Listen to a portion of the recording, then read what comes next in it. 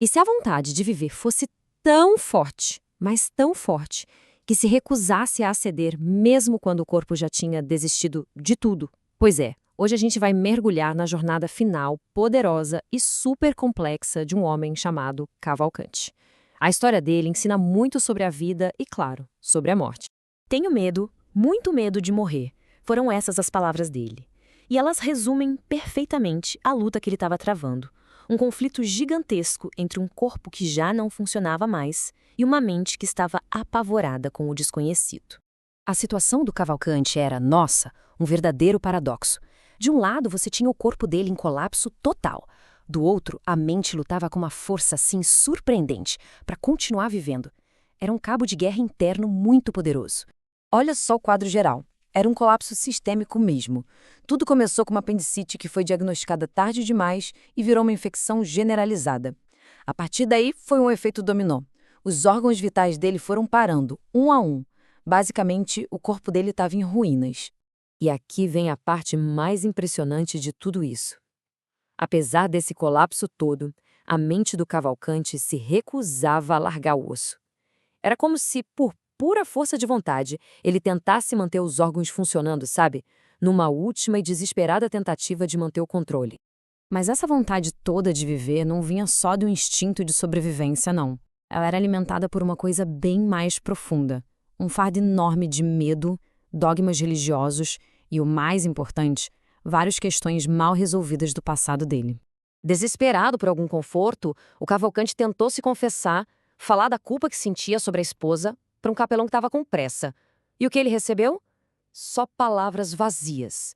O capelão estava, na verdade, doido para sair daquela cena tão desagradável. E não parou por aí. Depois, ele implorou por ajuda a uma freira e a resposta que ele teve foi um "não tenho tempo" bem ríspido. Isso só aprofundou o sentimento de que ele estava completamente sozinho e desesperado. A luta dele era bem complexa. Se a gente olhar aqui no gráfico, dá para ver bem o que estava segurando o Cavalcante. O medo da morte era o fator principal, claro, com 40%, mas logo depois, com 30%, vinham as crenças dele sobre inferno, purgatório e, junto com tudo isso, uma culpa específica que o atormentava. Mas de tudo, o que mais pesava na consciência dele era isso aqui, a culpa.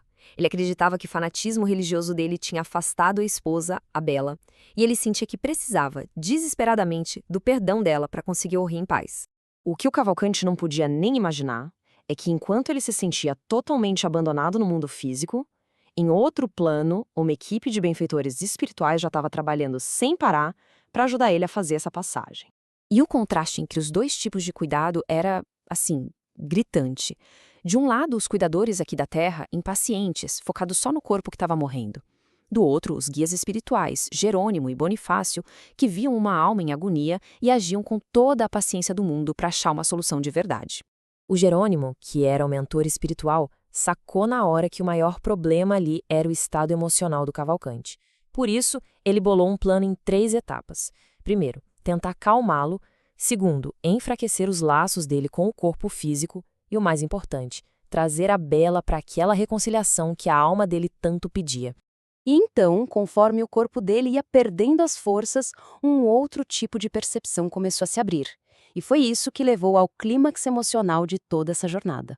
No começo, essa nova visão foi simplesmente aterrorizante. Ele começou a ver a realidade espiritual ali da enfermaria, as energias pesadas dos outros doentes, e ele confundiu tudo aquilo com demônios. Ele gritava de pavor. E foi nesse exato momento que a grande virada aconteceu. O espírito da esposa dele, a Bela, foi trazido até ele. O que ele não sabia é que ela, na verdade, já tinha falecido 1 ano antes. E ali, naquele reencontro, num diálogo de uma ternura profunda, eles finalmente se perdoaram. Essas palavras, agora, estou satisfeito, foram a chave da libertação dele. Com a consciência finalmente tranquila, todo aquele medo que o prendia à vida simplesmente sumiu. O Cavalcante estava, enfim, pronto para partir. Parecia que tudo estava resolvido, né? Mas aí veio uma intervenção aqui do plano físico que criou um último obstáculo e bem complicado para a partida dele. O médico, ao ver o Cavalcante conversando, todo feliz com alguém que ele não via, chegou a uma conclusão óbvia para ele.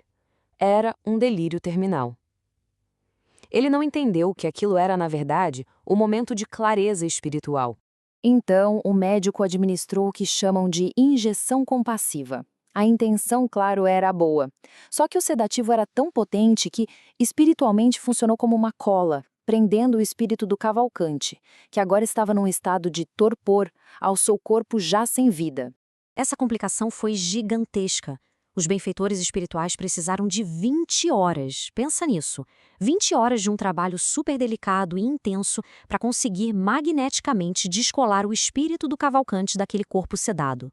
Ou seja, um ato que era para ser de misericórdia, por pura falta de uma compreensão maior, espiritual, acabou tornando a passagem dele muito mais difícil. Em vez de partir em paz, ele despertou do outro lado apático, confuso, sem memória.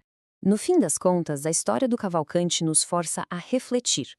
Como será que a nossa compreensão sobre a morte pode, de fato, mudar o jeito que a gente cuida uns dos outros nos momentos finais? Fica aí a questão sobre a importância de enxergar além do corpo e cuidar também da alma que está se preparando para partir.